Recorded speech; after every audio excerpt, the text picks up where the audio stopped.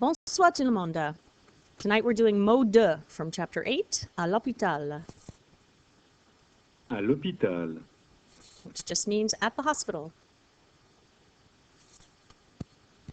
Un formulaire. This word is what it looks like. It's just a form. You know, when you go to the hospital, a lot of times you have to fill out a form. Bruno est arrivé au service des urgences. Here we have the passé composé.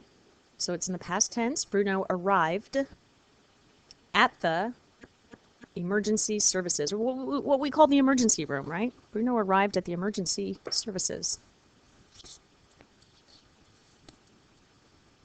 Son frère a rempli un formulaire. The passé composé here of the verb remplir, an IR verb, it means to fill or to fill out. His brother filled out a form.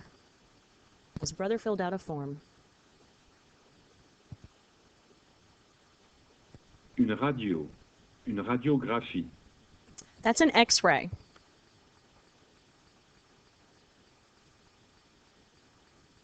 Un os. And that's a bone.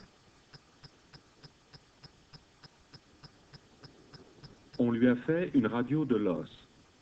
All right, so we see this structure again here that we saw before.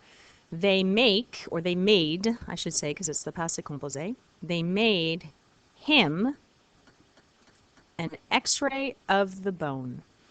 They made him, lui is him, an X-ray of the bone.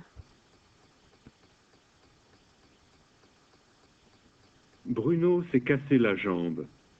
All right, so reflexive, cassé, he broke his arm. Bruno broke his arm.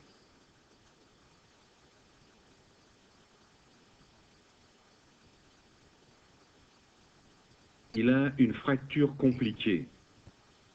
He has a break. Une fracture is a break, and then complicated. So he has a complicated break. He has a complicated break. Adjective comes after the noun. He has a complicated break. Prendre le pouls.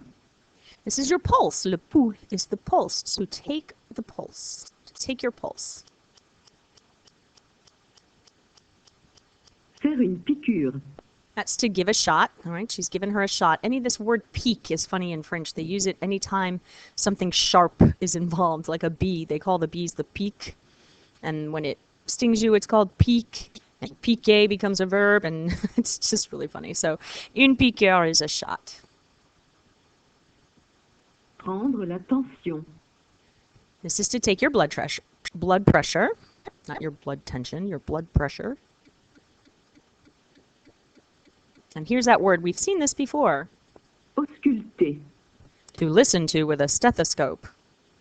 So, take your pulse. Prendre le pouls. To give a shot. Faire une piqûre. To take the blood pressure. Prendre la tension. And to listen with a stethoscope. Ausculter. Une salle d'opération. All right, now we're in the operating room. Scary stuff right here. Un anesthésiste. That is the anesthesiologist, and I'm not spelling that for you. Anesthesiologist. Ologist. O-L-O-G-I-S-T at the end. Un anesthésiste fait des anesthésies. This is an annoying sentence. An anesthesiologist does the anesthesia. Okay. So you can see it's a person, but it's also a noun. So an anesthesiologist does the anesthesia.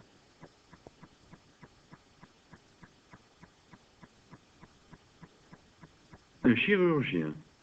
This is a surgeon. Listen to the pronunciation again. This is a surgeon. Un chirurgien. Chirurgien. Le chirurgien orthopédiste a remis l'os en place. All right, so this is an orthopedic surgeon. That's the bone guy, right? Here's the passé composé of remettre. Remettre is to put something back. So the orthopedic surgeon put back the bone in place. So he put the bone back in place.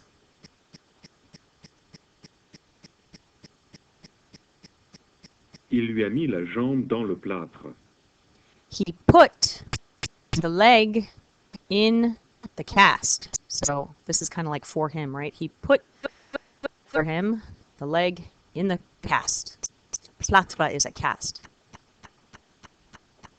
Il l'a plâtré. And this is another one that can be a verb or a noun. So here it's an ER verb. He casted it.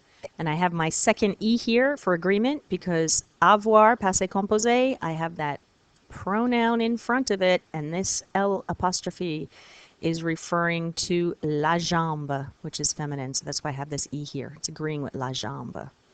He casted it. In other words, he casted la jambe, the leg. All right, guys, that's it for tonight.